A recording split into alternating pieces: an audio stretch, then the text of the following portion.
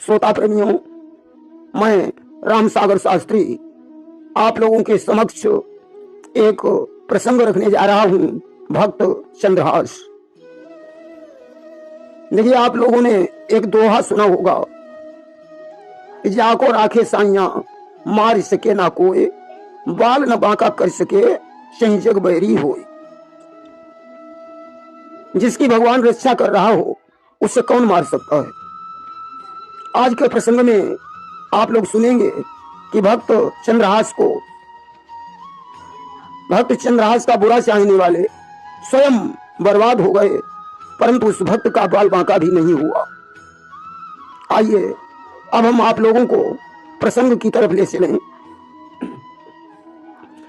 कि भूप एक केरल पति रहऊ और तिनके चंद्रहास सुत भयऊ।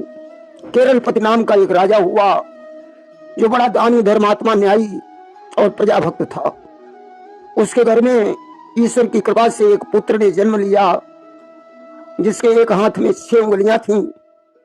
केरल पति ने उस बच्चे का नाम चंद्रहास रख दिया।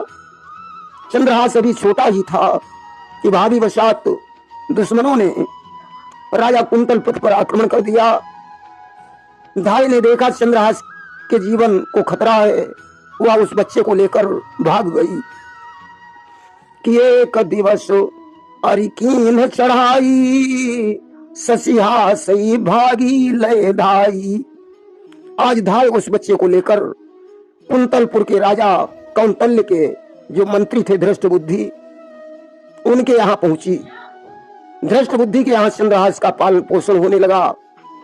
चंद्रहास की एक पुत्री थी जिसका नाम विषया था तथा पुत्र का नाम मदन था। धृष्ट बुद्धि अपनी पुत्री को बहुत चाहता था। जितना बड़ा चंद्रहास था उससे कुछ छोटी विषया थी, दोनों साथ साथ खेलते थे। और 6 बरस मोह परेऊ कुमारा, मंत्री की न विप्र जवनारा। जब चंद्रहास 6 वर्ष का हो गया तो मंत्री धृष्ट बुद्धि ने विप्र भोज का आयोजन किया। अनेकों वेदज्ञ, ब्राह्मण और ज्योतिषी वहां एकत्रित हुए। मंत्री धृष्ट बुद्धि ने अपनी पुत्री विषया को बुलवाया और ब्राह्मणों से कहा, इस कन्या का भाग्य, लक्षण और वर के बारे में बताइए।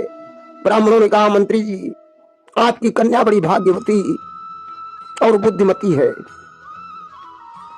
चंद्रहास खेलन आवा, विप्रन का वर या ही सुहावा।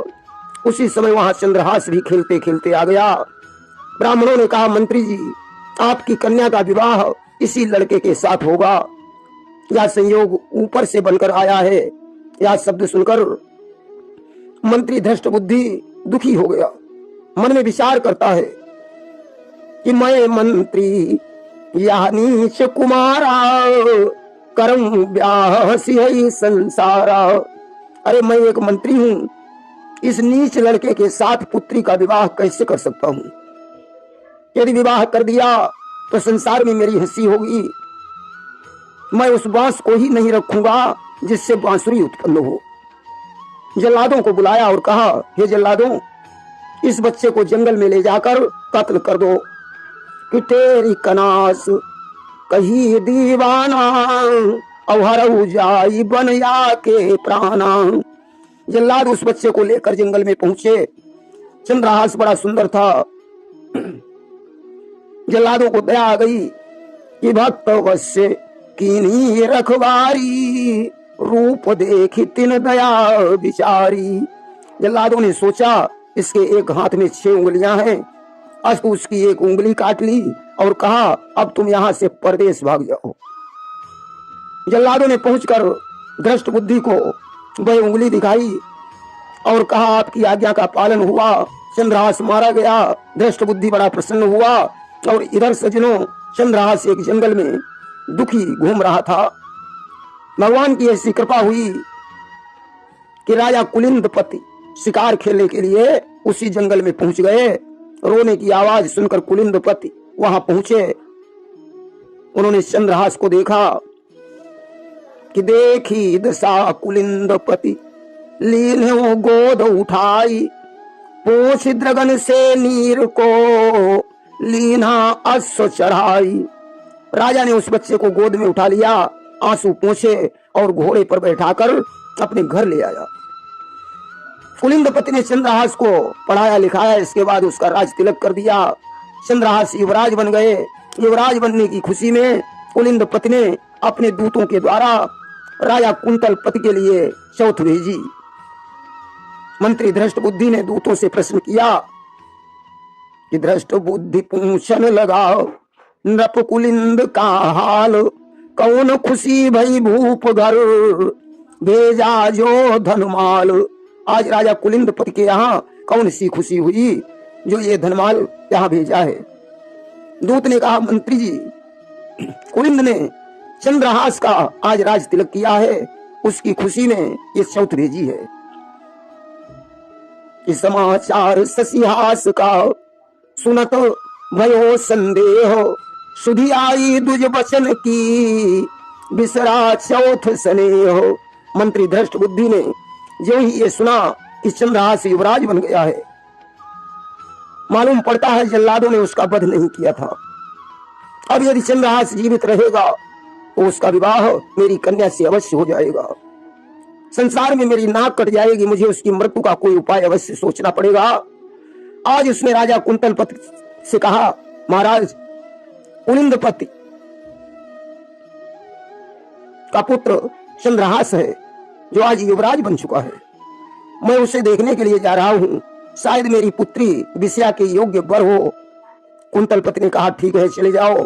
दरबार से छुट्टी लेकर मंत्री धृष्टबुद्धि अपने घर में पहुंचा और उसने अपने पुत्र मदन से कहा, बेटा, मैं तुम्हारी बहन विषया के लिए वर की तलाश में कुलिंदपति के यहाँ जा रहा हूं, तुम दरबार में चले जाना। मदन ने कहा, ठीक है पिताजी, आप जाइए। धृष्टबुद्धि कुलिंद के घर पहुंचा। चंद्रहास ने बड़ा स्वागत सत्कार किया। धृष्टबुद्धि चंद्रहास से पूछने लगा, युवराज, मैंने सुना है आप बड़े राम भक्त हैं, मुझे ये बताने की कृपा करें कि आप राम भक्त कैसे बन गए। चंद्रहास ने कहा, पूर्व जन्म की पुण्य से मैं राम भक्त बन गया हूं। राम का नाम ही एक ऐसी चीज है जिससे बुद्धि शुद्ध होती है कि राम का नाम है बुद्धि सुधारने वाला, राम रक्षक है तो फिर कौन मारने वाला। धृष्टबुद्धि समझ गया ये वही चंद्रहास है। हाथ की उंगलियां की तरफ देखा, 6 उंगली में 1 उंगली गायब है। इससे पूर्ण विश्वास हो गया कि यह वही चंद्रहास है। आज कहने लगा, बेटा, मैं तुम्हारी राम भक्ति से बड़ा प्रसन्न हूं। मैं अपने महाराज के पास पत्र भेजकर तुम्हारी चौथ बंद करवा सकता हूं, परंतु बस्ता लेकर नहीं आया। खैर कोई बात नहीं, मैं तुम्हें पत्र लिखकर देता हूं। यह पत्र ले जाकर मेरे पुत्र मदन को दे देना। मदन कौतल्य को दे देगा और तुम्हारी चौथ बंद हो जाएगी। अरे आप इतने प्रतापी राजा हैं, कौतल्य भूप को चौथ देना मुझे अच्छा नहीं लग रहा है।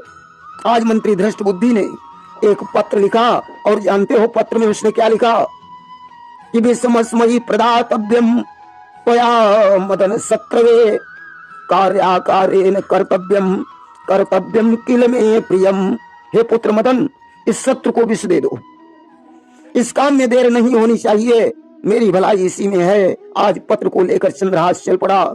ईश्वर की इच्छा देखो, गोस्वामी बाबा तुलसीदास जी ने लिखा है कि हुई है सोई जो राम रचि राखा, ओ करी तर्क बढ़ा वही शाखा। चंद्रहास पत्र को लेकर कुंतल नगर में पहुंचा। उसने एक बगीचा देखा, उस बगीचे में विश्राम करने लगा। उसे नींद आ गई, सो गया। आज उसी बगीचे में धृष्टबुद्धि की पुत्री विषया अपनी सखियों के साथ विहार करने के लिए आई। ज्यों ही विषया की नजर चंद्रहास पर पड़ी, मोहित हो गई। आज सखियां भी कहने लगी, आली, यह वर तुम्हारे योग्य है। विषया ने चंद्रहास की पगड़ी में गांठ लगी देखी। उसने गांठ खोली तो उसमें पिताजी का लिखा हुआ पत्र पाया, जिसे पढ़कर विषया को धक्का लगा। अरे पिताजी की बुद्धि खराब हो गई है, कितने सुंदर राजकुमार को मार डालने की सोच रहे हैं कि पढ़ करके खत ये खतरनाक, धक्का सा लगा कलेजे पर, कुछ काम और ही कर डाला लिखे कागज के टुकड़े पर। आज विषया ने अपनी आंखों के काजल से तृण की लेखनी बनाकर विष की जगह पर यह अक्षर और लिख दिया। अब तो विष का विषया हो गया कि द्रग से काजल लेकर उसने तृण की लेखनी बना करके विष का विषया कर दिखलाया ईश्वर का ध्यान लगा करके। उसने वो पत्र ज्यों का त्यों पगड़ी में बांध दिया और घर चली गई। सोच रही है अब तो हमारा काम निश्चय ही बन जाएगा, मेरा भाई इस पत्र को पढ़ेगा और तुरंत ही इसके साथ विवाह कर देगा। कि खत बांध दिया फिर पगड़ी में, मन मुदित चल पड़ी निज घर को। हो जाए कृपा विधाता की, मैं पाऊं शीघ्र इसी बर को। विषया उधर घर पहुंच गई। इधर चंद्रहास जगह उसने घोड़े पर सवार होकर मदन के पास कूच कर दिया। कि विषया पहुंची भवन को, जगह इधर ससियास, घोड़े पर सवार हो चला मदन के पास। आज चंद्रहास ने मदन के पास पहुंचकर मंत्री जी का पत्र दे दिया। मदन ने पत्र पढ़ा, विषया दे दो। तुरंत ही उसने विषया को दुल्हन की तरह सजाया और चंद्रहास को दूल्हा बना दिया। इस चंद्रहास को बनाया बनी विषया कुमारी। धन्य विधाता जोग मिलाया कहीं सभी नर नारी। दोनों का विवाह होने लगा। पूर्वासी बड़े प्रसन्न हैं कि दीनी भामर डाल दान दे, मन में मदन सिहाया। धन्य पिता की बुद्धि खोज कर या संयोग मिलाया। 7 भामरे डालकर बड़ा दान दहेज दिया। मदन बड़ा प्रसन्न है, पिताजी ने विषया के लिए बड़ा अच्छा वर ढूंढा है। इधर दृष्ट बुद्धि ने सोचा काफी देर हो चुकी है, चंद्रहास अब मर चुका होगा। कि देखूं जाई मृतक ससियासा, पूर्ण आज भई मम आशा। आज मेरे हृदय को प्रसन्नता मिलेगी जब मैं उसे मरा हुआ देखूंगा। घर पहुंचा तो देखा चंद्रहास का विवाह हो चुका है। उसने मदन को एकांत में बुलाया और कहा, पुत्र तूने ये क्या किया? मदन ने कहा, पिताजी पत्र में लिखा था कि इस शत्रु को विषया दे देना। दृष्ट बुद्धि बोला, अरे मूर्ख, मैंने विषया नहीं उसे विष देने को लिखा था। मदन ने पत्र उठाया, पिताजी के सामने रख दिया। पत्र में देखा विषया लिखा है। अब तो सिर पीटने लगा कि बाँची पत्र सिर पीटन लागा, लिखे वो कहा मैं मंद भागा। अरे मुझ बुद्धिहीन अभागे ने ये क्या लिख दिया। आज उसने दूसरी युक्ति सोची। उसने मदन से कहा, पुत्र तुम राजा के दरबार को चले जाओ, मैं यहाँ का काम काज संभाल लूंगा। कि मदन भूप दरबार पठाए और निज समीप जल्लाद बुलाए। मदन दरबार को चला गया। दृष्ट बुद्धि ने 2 जल्लादों को बुलाया और उनसे कहा कि बोला जाऊ शक्ति मठ दो, डारू मार जो आवई को। दृष्ट बुद्धि ने कहा, तुम लोग देवी के मठ में चले जाओ, वहां पूजा करने के लिए जो कोई आए उसे मार डालना। जल्लाद देवी के मठ में चले गए। इधर दृष्ट बुद्धि ने चंद्रहास से कहा, बेटा अब तुम हमारे दामाद बन गए हो, जाओ सत्य के मठ में जाकर देवी का आशीर्वाद प्राप्त कर लो। चंद्रहास पूजा करने के लिए थाली लेकर जा रहा था। सजनों, उसी समय कुंतलपति ने अपने गुरुजी से पूछा, गुरुवर कन्या विवाह की योग्य हो गई है, उसके लिए वर बताइए।